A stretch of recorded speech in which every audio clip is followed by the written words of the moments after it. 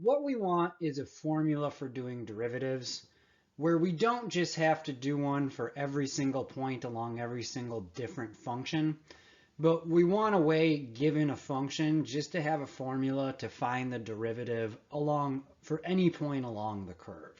And we have that. We just have to do a little bit of work, and this is how we're going to do it from here on out. So when we say the derivative as a function, just think about it as a derivative formula rather than a function for right now. So essentially the setup is the same. We're just recasting things a little bit. So I'm going to give you a function f of x. That's that purple curve. And we're going to start at that point x comma f of x. So now that's a fixed point. So that's a generic point on this generic curve, but it's a fixed point and it doesn't move. We're gonna move to the right by a distance of h, and h is a distance. It's not an x value. It's the length of how far we move to the right. So it's a distance. So it's positive. This would work if we move to the left as well, but that's not how the picture is. So after we move h to the right, okay, now we're at x plus h, right? That's our x value. And then our y value is whatever f of x plus h is. So the coordinates of the new point are x plus h, comma, f of x plus h. So we want to look at the secant line between those 2 points. The delta y, the vertical change is f of x plus h minus f of x. It's just the difference in the 2 y coordinates. And then the horizontal change is just h. That's how we got it, right? That's how we got there. We just moved by a distance of h. So we want to look at the slope of that secant line connecting the 2 points. It's just delta y over delta x, which is just f of x plus h minus f of x divided by h. So now instead of moving one point closer to the other point, we're going to decrease h. We're going to zap h to 0.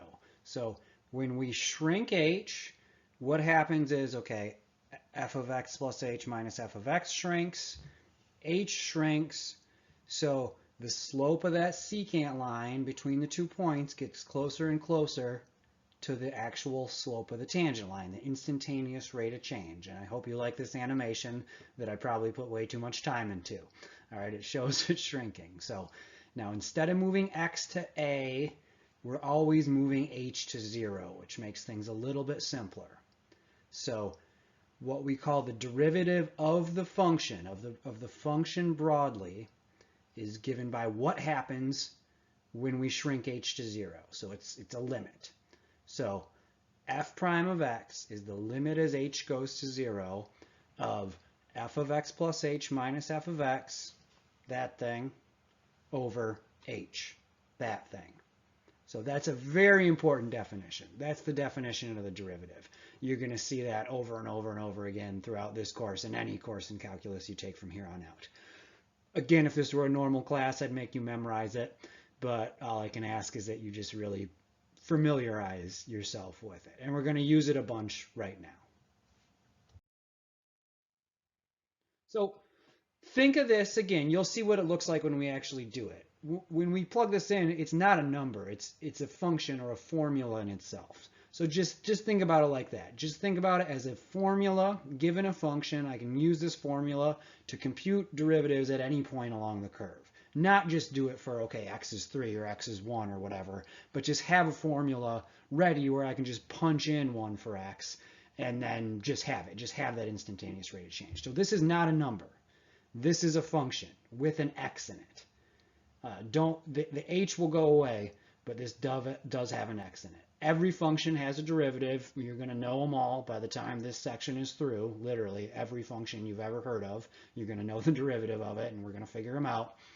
And so we always have this formula. And you'll see, once you have these formulas, it's much quicker than doing it the kind of point-by-point way we've been doing it. So let's fire this thing up. All right, we are going to find the derivative of just good old x squared, right? So again, not at any certain point. We're going to find a formula for the derivative at any point. And so that's what we call f prime of x.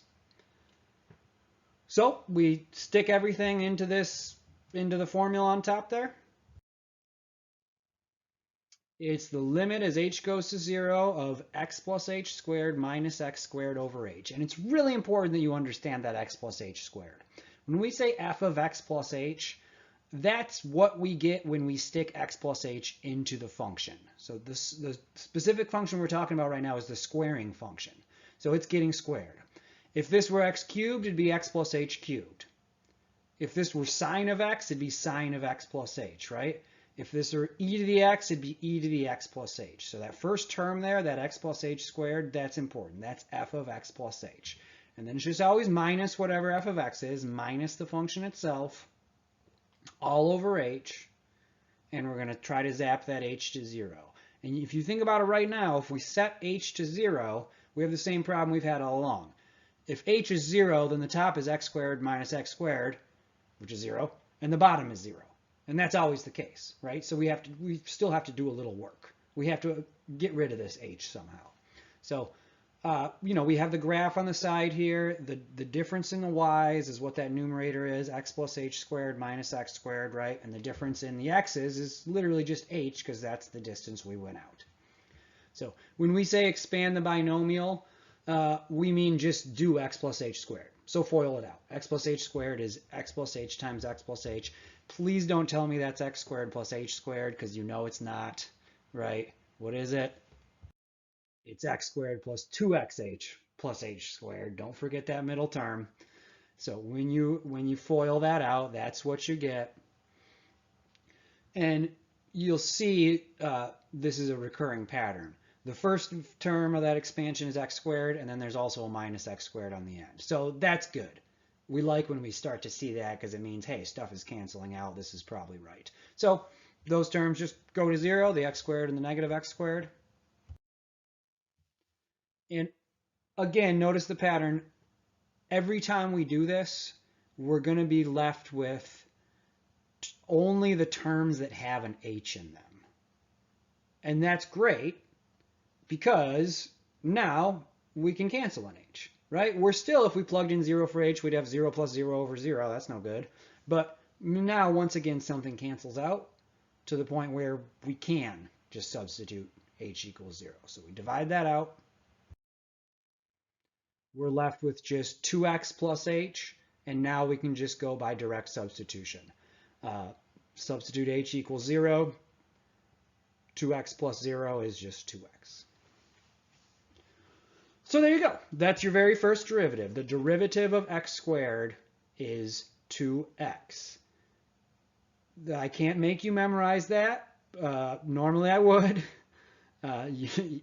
If you ever take like a normal calculus class after this, you will have to have that fact memorized. But don't worry, there are rules. There are general rules and tricks and stuff like that. So just now you know the derivative of x squared is 2x. And let me elaborate on what that means. All right, so now if I ask you for, if I give you the function x squared and I ask you for f prime of 3, it's just 2 times 3. So it's just 6. So if you look at the table I've made here, f prime of negative 3 is negative 6.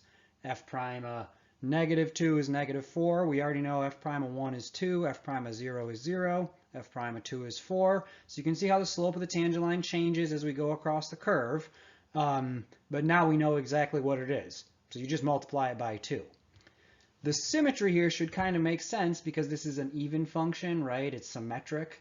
So if the tangent line at x equals 1 has slope 2, over there at x equals negative 1, well, it's symmetrical. So the slope of that line should just be negative 2. And then it should make sense that at x equals 0, that line has slope 0, because if you look there, the line's horizontal there, right? Because that's the minimum of the function. That's a local minimum, so the tangent line should be horizontal, and that jibes because 2 times 0 is 0. So this is how we're going to do it from here on out.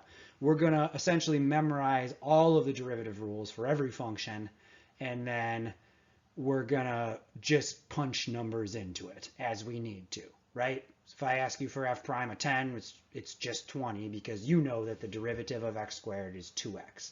So now, right, when we say the derivative of, we mean a formula. The derivative of this function is this little formula, 2x, that gives you rates of change anywhere you want along the curve.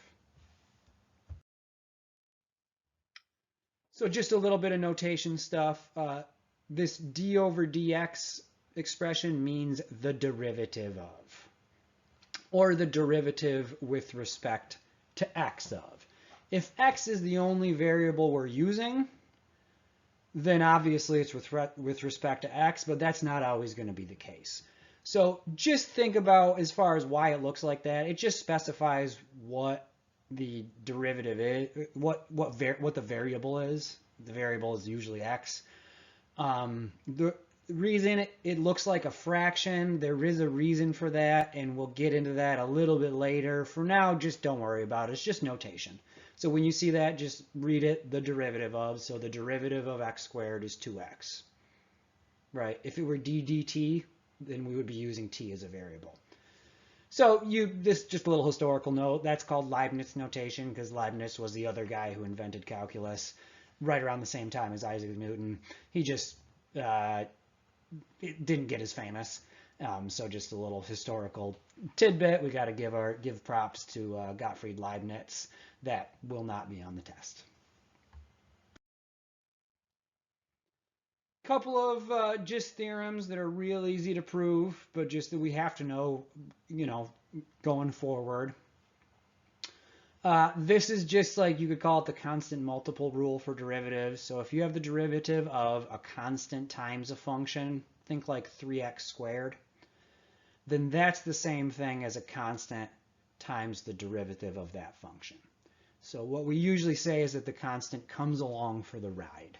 It doesn't really factor in, it just gets multiplied into the final result. And that's so easy to prove that I'm not even going to do it. It's just when you stick CF of x into the definition for derivative, the C just sticks with you the whole way because of the way it works with limits. The way you can pull a constant outside of a limit, a derivative is just this very specific kind of limit, right? So you can pull the constant outside of that too.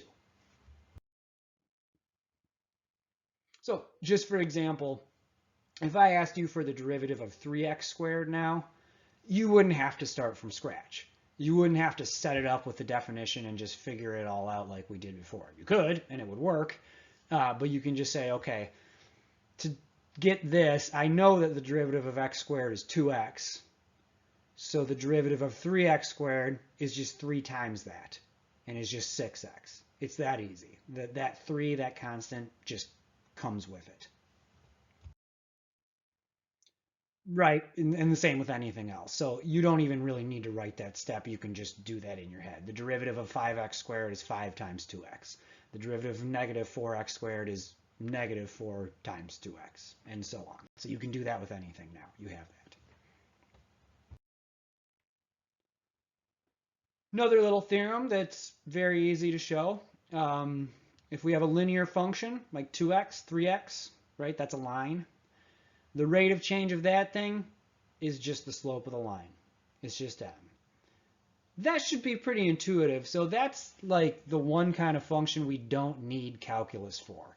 If you think about a straight line and you can think about the rate of change of it, well, that's just like the same as like a growth rate. And what rate is it growing at? Well, if the slope is 3, then it's growing at 3 for every 1. For every 1 it goes over, it goes up 3. Rise over run, right? So the concept of calculus, I mean, it applies here, but you don't need it because the line doesn't curve. So picture a tangent line on a linear function. What's the slope of the tangent line? Well, it's the same as the slope of the line because the line is the same as the tangent line. So the slope of the tangent line anywhere is going to be the same as the slope of the line, which just means that the derivative of that linear function is that slope. It is the slope of that line. So if I ask you for the derivative of 6x, that's a line with slope 6. The derivative of that is literally just 6. Right, so yeah, the rate of change doesn't change, so it's the same everywhere. If you have a constant function, like just picture y equals 3. Well, what's that look like? It looks like a line, and in particular, it looks like a horizontal line, right? It's still a function, but it literally doesn't change. So intuitively, if we talk about the rate of change of a constant function, it doesn't change, right? There's no change ever.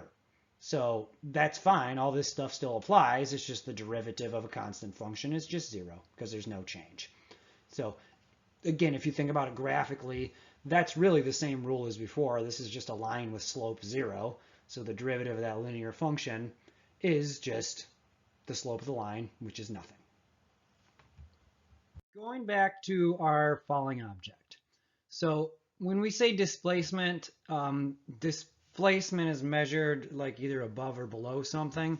So when we say its displacement is negative 4.9 t squared meters, we mean that's because it's falling, right? By definition, it's a falling in gravity. So it's going down rather than going up. Like if we threw something up in the air, that would be positive displacement. Okay, so just like velocity, displacement can be negative.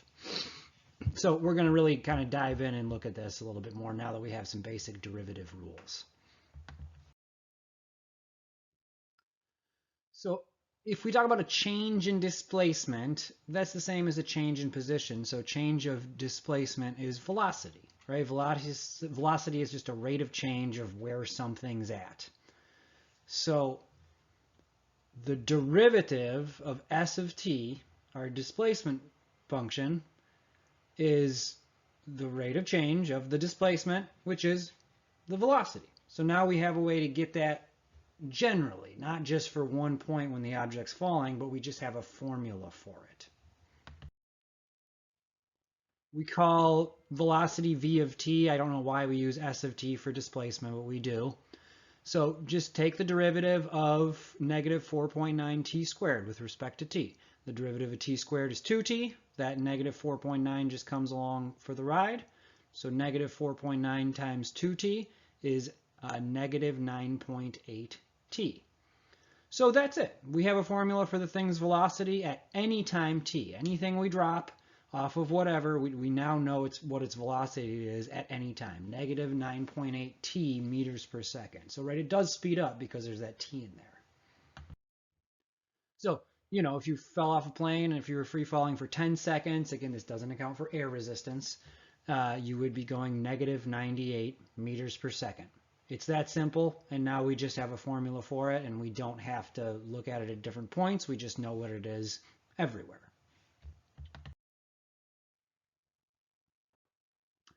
The second derivative, written with 2 apostrophes, and the way we say that is f double prime of x, is pretty intuitive. It's just, you just take the derivative again. So it's the derivative of the derivative, right? The derivative is a function, right? Negative 9.8t is a function, so we can take its derivative, and we can theoretically keep going and keep taking derivatives over and over again. We don't have a use for higher derivatives beyond the second one really in Calculus 1.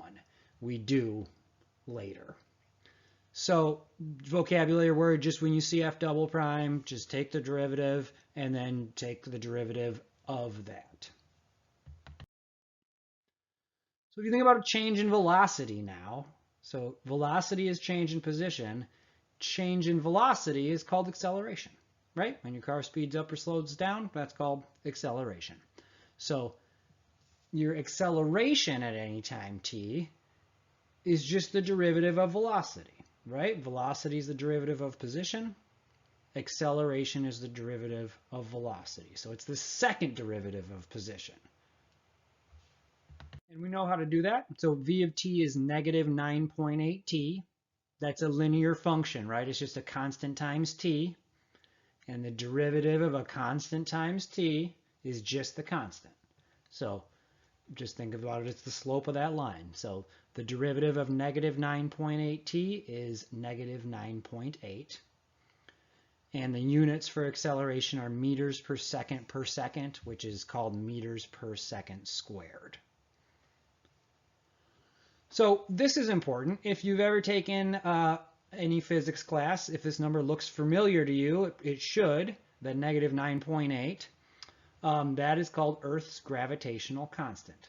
That's the constant rate at which everything accelerates in Earth's gravity.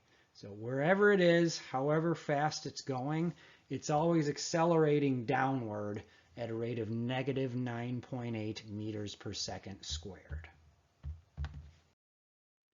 So that's pretty good. Our first day of figuring out derivatives for functions, and already we've figured out the gravitational constant of Earth, really just with literally first day of calculus type stuff.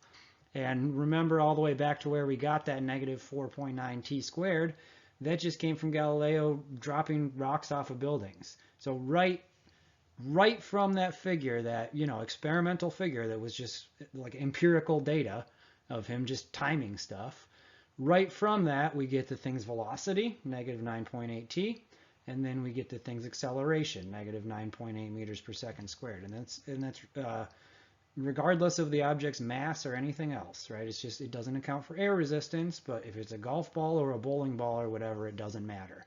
We got Earth's gravitational constant basically just from doing two derivatives. Physics people might know the third derivative. So first derivative is velocity, second derivative is acceleration, third derivative is called jerk. It would be like a sudden change in acceleration. We don't really have an application for that in Calc 1, but in Calc 2 you'll see stuff where you can keep taking derivatives really like into infinity and just keep going, and you do have applications for that. But for now, just remember what the first and second derivative do in terms of velocity and acceleration. We're going to find the derivative of x cubed now, again using the definition of the derivative.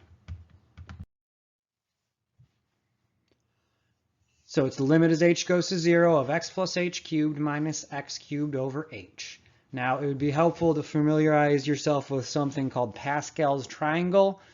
To actually expand x plus h cubed, you could multiply it by itself twice, or you could just know that it's x cubed plus 3x squared h plus 3x squared plus h cubed. So I didn't just do that in my head. I'm not a wizard. I just know a trick called Pascal's triangle.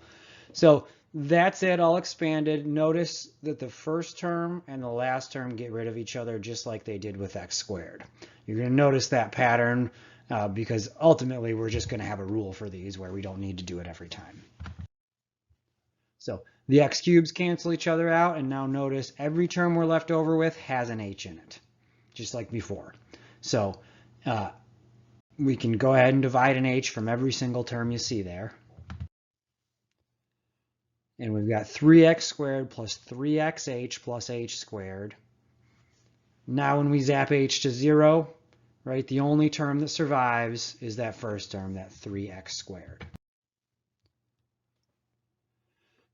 Okay, so new rule, the derivative of x cubed is 3x squared. Just look at another table with some x values and the derivative there. And you can see this, how the slope of the tangent line moves with the curve. Those derivatives are always positive because those slopes are always positive because this function is always increasing.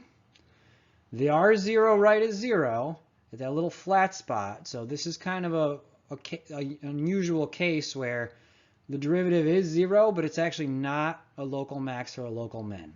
That can happen, and it's something we're going to get into later. But for now, just verify that that looks right, right? Those certainly look like the correct tangent lines. And this function increases pretty fast, so those slopes are getting pretty steep pretty fast as well. Okay, one more time. We're not going to do this. We're not just going to go up the integers and do this all day, right? I just want to do it one more time because rather than prove something called the power rule, I just want you to see that the same thing always happens with these powers. So we look at the limit of x plus h to the fourth minus x to the fourth over h.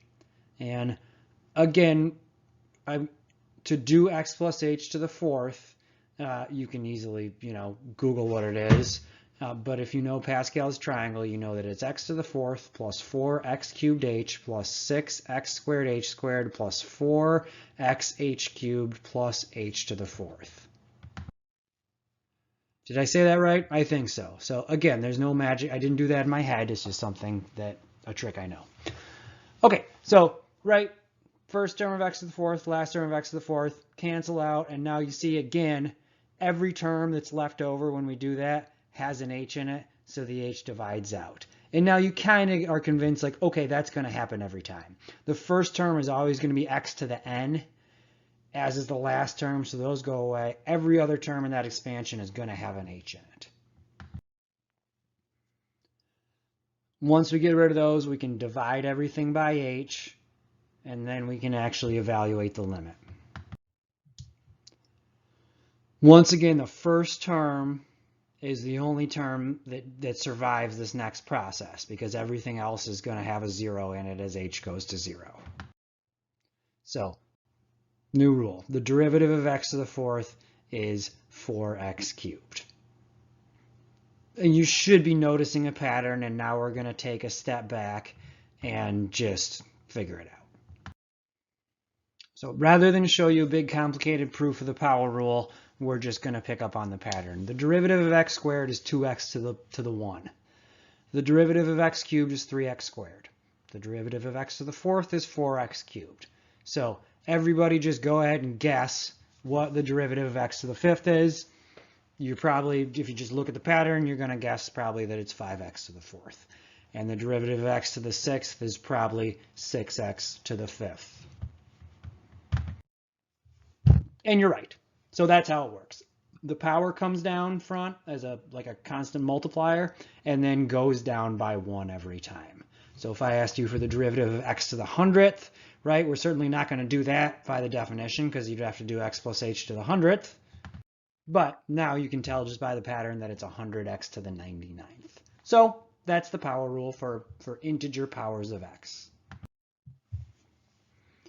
So in a normal calculus course, I would say, all right, you have to memorize this rule now. It's not hard to remember. It's just the derivative of x to the n is n times x to the n minus 1. So the power hops out front as a coefficient and then goes down by exactly 1 every time. So that works for any non-negative integer n, which means I'm also saying that it works for 0 or 1. It's kind of goofy, but it technically does. We're going to see what's up with other powers of x later.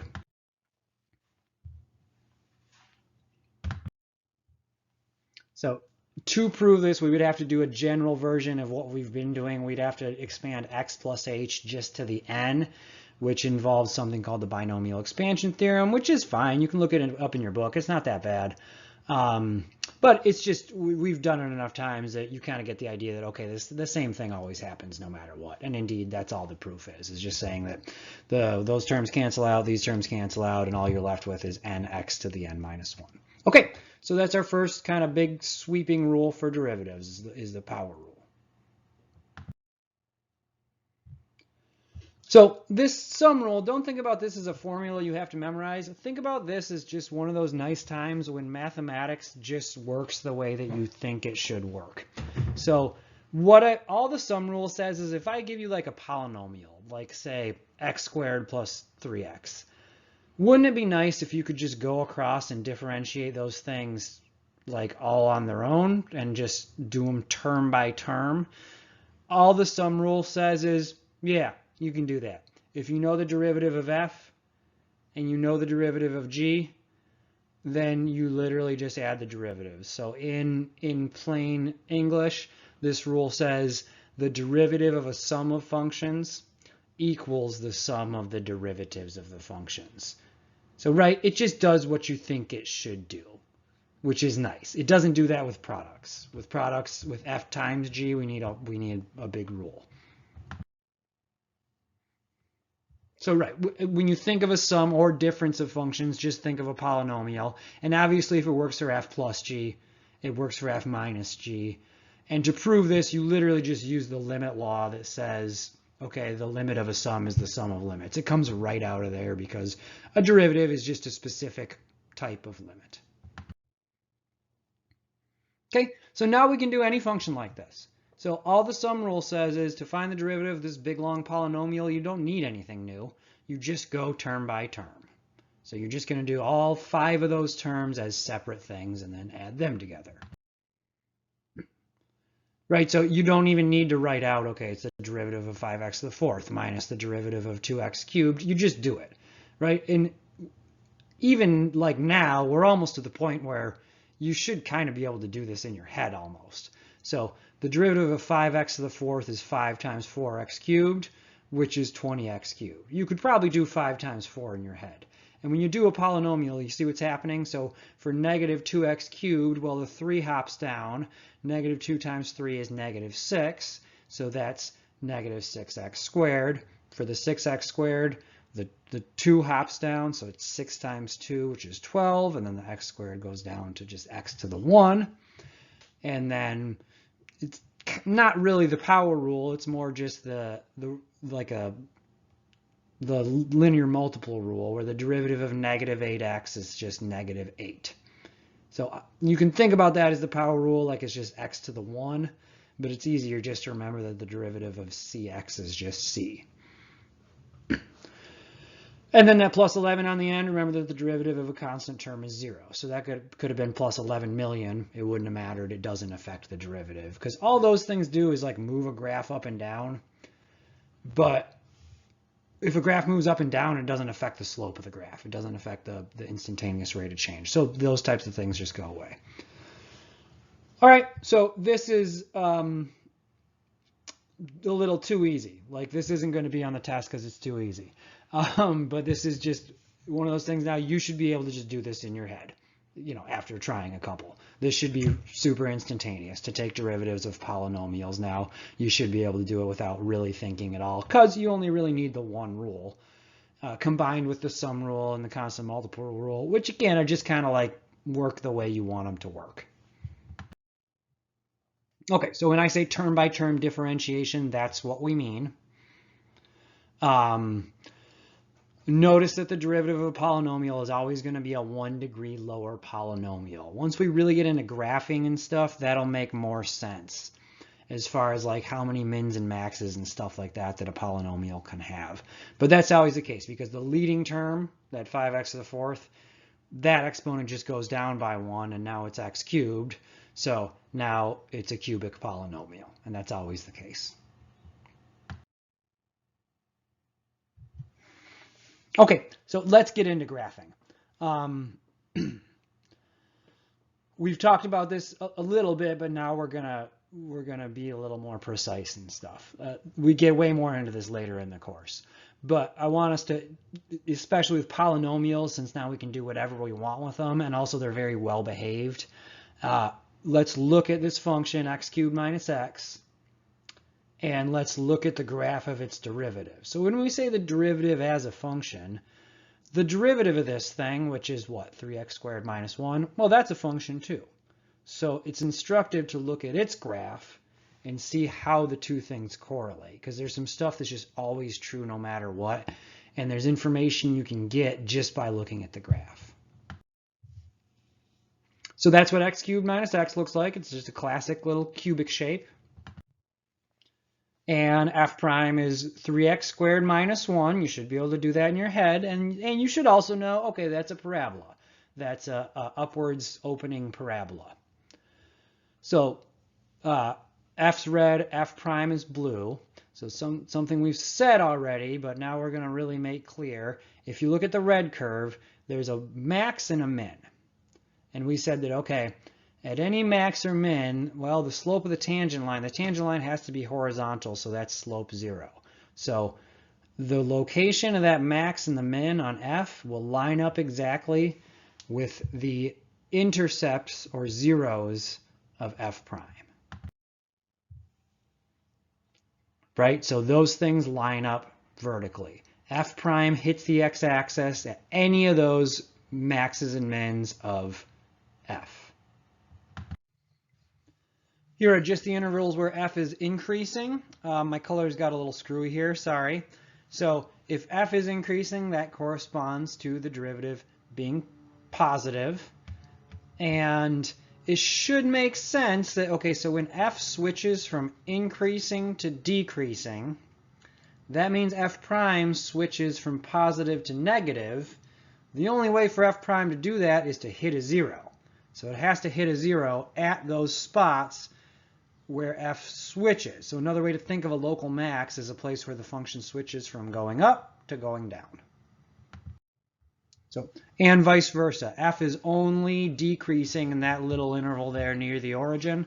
So that's the only spot where f prime is negative. And again, note the switch at f's local mins and maxes. So one thing we can do right now with algebra is something that you couldn't really do before without calculus, is to actually find exactly where those 2 points are, right? We might be interested in knowing where the maximum value of a function or the minimum value of a function was, at least the local max and min. So the only real way to do that, I mean, you can do it with a calculator approximately, but the only way to find the exact value is to use this principle. So to find these two things, and this is something we're going to do over and over again, especially later in the course, we just have to find wherever the derivative is 0. All right, so we find the derivative. We already did that. It's 3x squared minus 1. To figure out where that thing is 0, well, we're solving a quadratic, right? We're solving the equation 3x squared minus 1 equals 0. We can see them right now on the graph, but we want to know exactly what they are. Okay, so algebra stuff.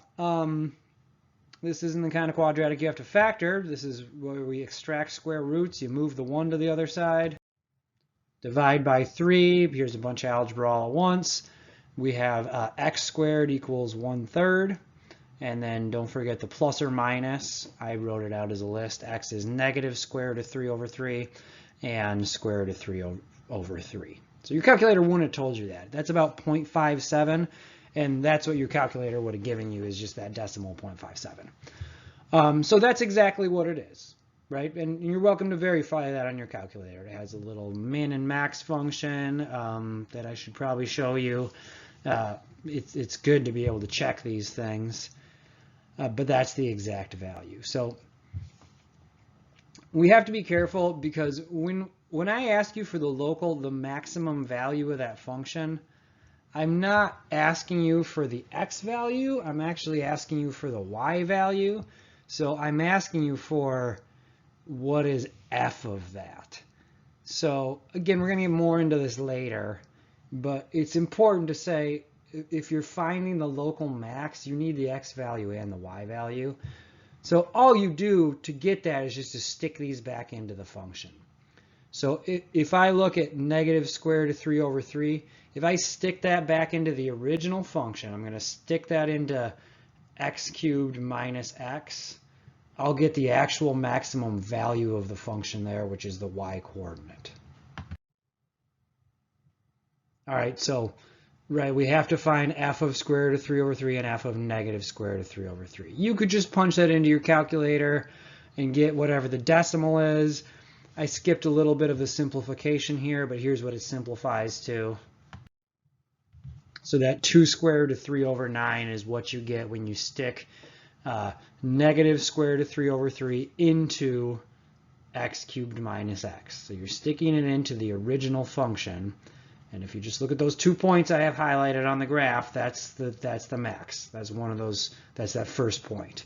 And then the min, you can see this function is odd, so the max and the min just switch coordinates, is at square root of 3/3, comma, negative 2 square root of 3/9. So more on this later, but when I ask you for the local max and the local min, I need both coordinates.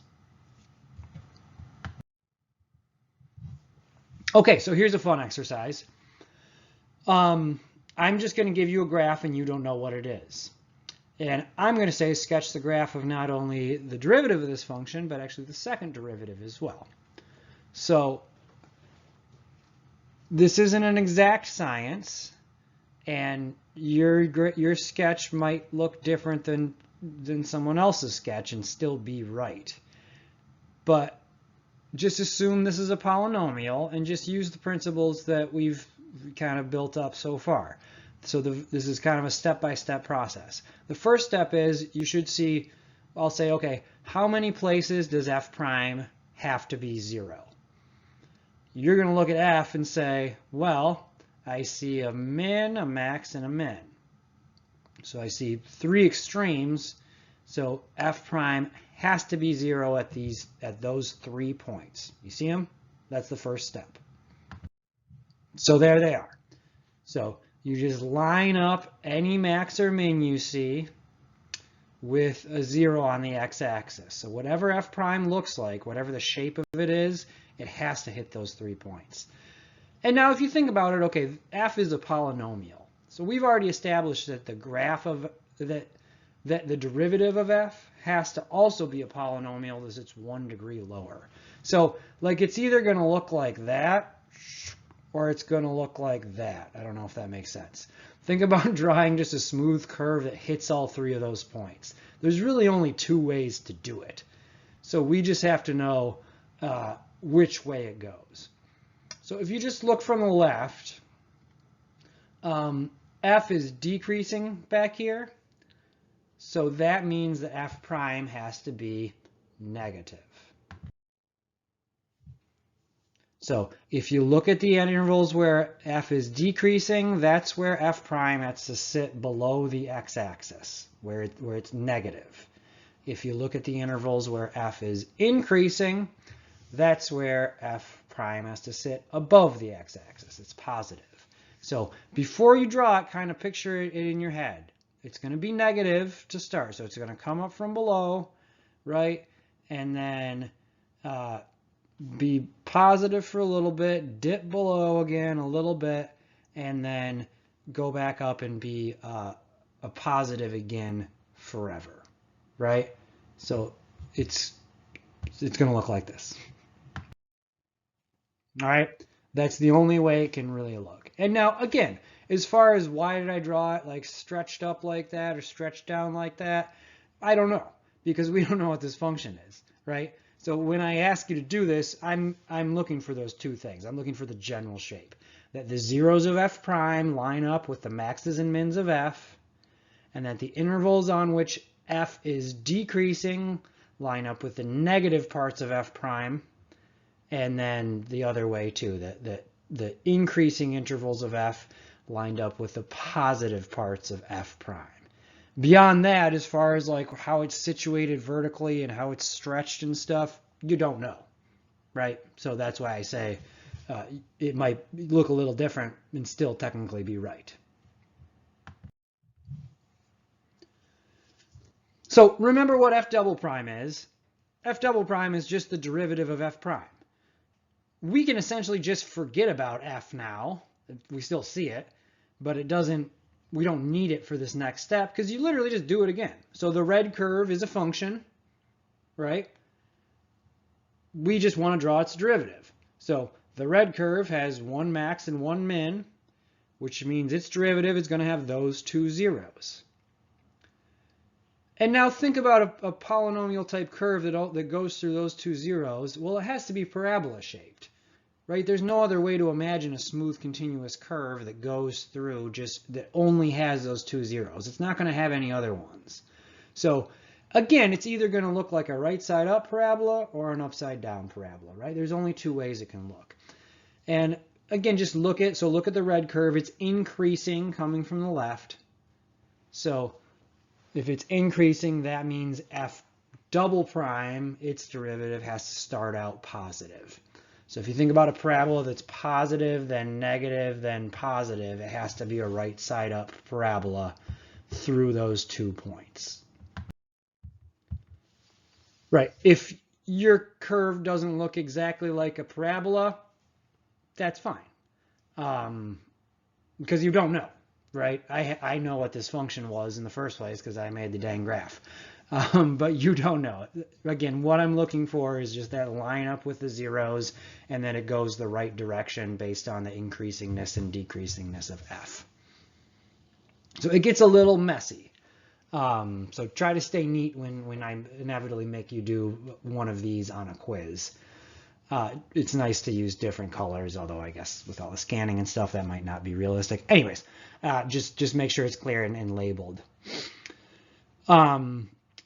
If you look at f double prime, the green thing, And then if you look at the black thing, the original function, you might think, okay, how are those two graphs related? It seems like we're pretty far away from it. The places where the second derivative is 0 is called an inflection point. Again, we get into this later, so don't worry about that vocabulary word for now. But those line up with places where the graph does something called a switch of concavity. And you can essentially think of those as, okay, the moment that you stop speeding up and you start slowing down.